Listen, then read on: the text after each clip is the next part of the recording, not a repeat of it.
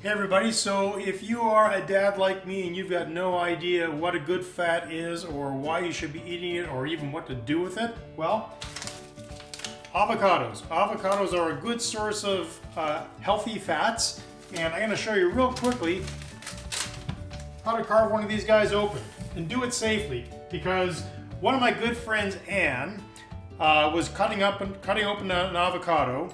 And as she was slicing into it, she was holding it just like this. As she was slicing into it, the knife slipped, it cut into her hand.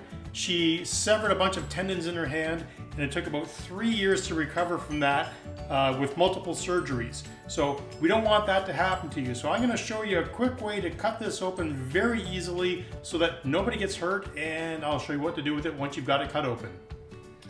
Okay, so the easiest way to do this is just find the top of the avocado, start slicing into it with your knife, and you can feel where the pit is right there. It's touching the pit.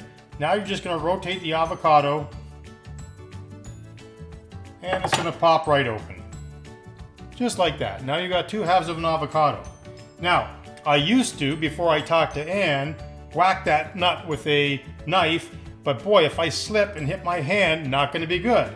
So now I hold the avocado by the tip, and I literally just tap it with a knife. Sometimes it sticks, sometimes it doesn't. The avocado pit comes right out. Now what you want to do is you want to take your knife. Now again, very carefully with the tip of your knife, because if the knife is sharp, the skin is thin, it could slip right through. And I see a lot of people online, they're peeling it and they're making it all fancy like a seashell. Yeah, I don't need to do that. Look, all you need to do is make those cuts. Grab yourself a spoon, real quickly, scoop it out, and there's your avocado. Now, the way I use this, I put this on a turkey sandwich.